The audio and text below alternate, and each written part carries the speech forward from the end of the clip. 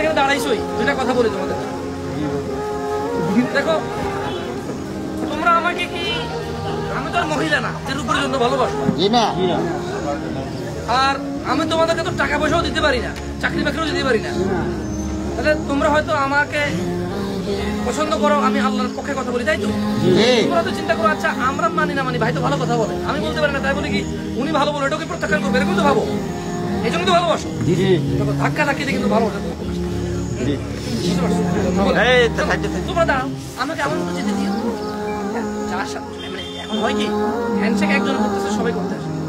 আমার মানে পার্সোনালি আমি জামশেদ মজুমদার, আমি যদি এইভাবে সুন্দর করে হ্যান্ডশেক না করতে পারি আমার ভালো লাগে। কিন্তু এখন যেটা আমি দেখি যে খালি ওই যে সিনেমার এটা কেমন কি ওরা তো এটা তো নটা।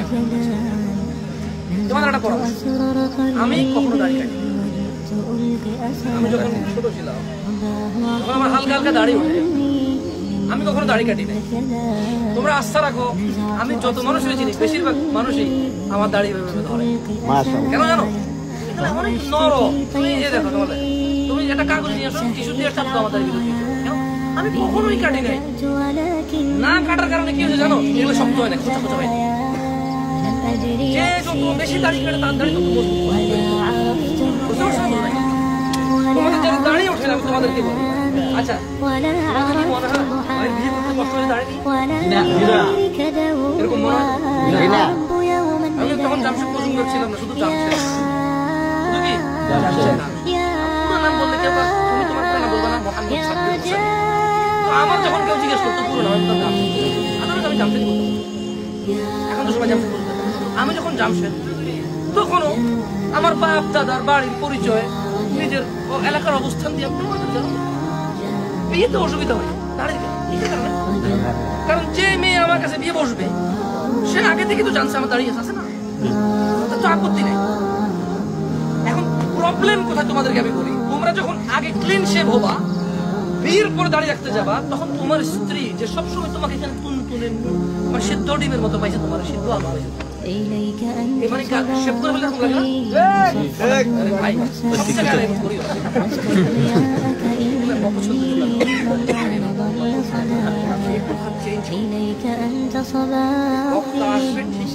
তুমি ঠিক বলবা, এরপর দেখা যায় এটা পড়াতে সাথে কানেকশন নাই, দরকার নেই। যদি কেউ বলে ঠিক কিনা আগে বুঝতে চেষ্টা করি, ঠিক হলে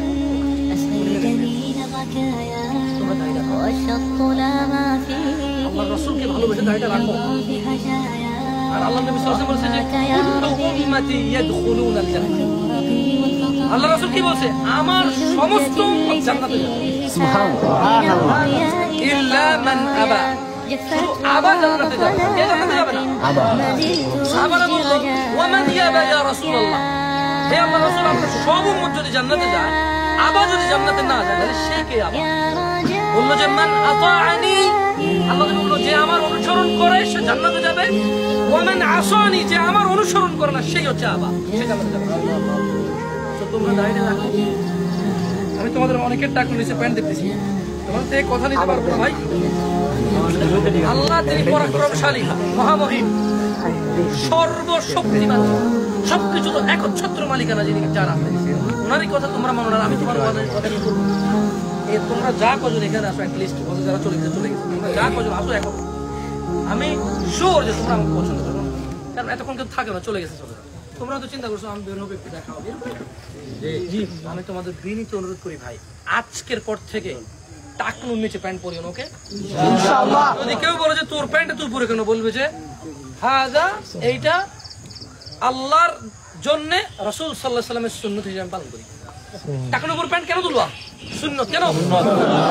এটা নিচে অনেক বড় অপরাধ। মানে যদি সুন্নাত তো সুন্নাত, এটা ধরো মানলা না, প্রবলেম হচ্ছে অনেক কিছু আছে সুন্নাত তুমি না করলে অসুবিধা নাই, বুঝে আসছে? গুনাহ নাই, সুন্নাত না করলে কি নাই? গুনাহ নাই। কিন্তু এটা এমন একটা প্রবলেম, টাকনুর উপরে পড়া যেমন সুন্নাহ, টাকনুর নিচে পড়া অপরাধ।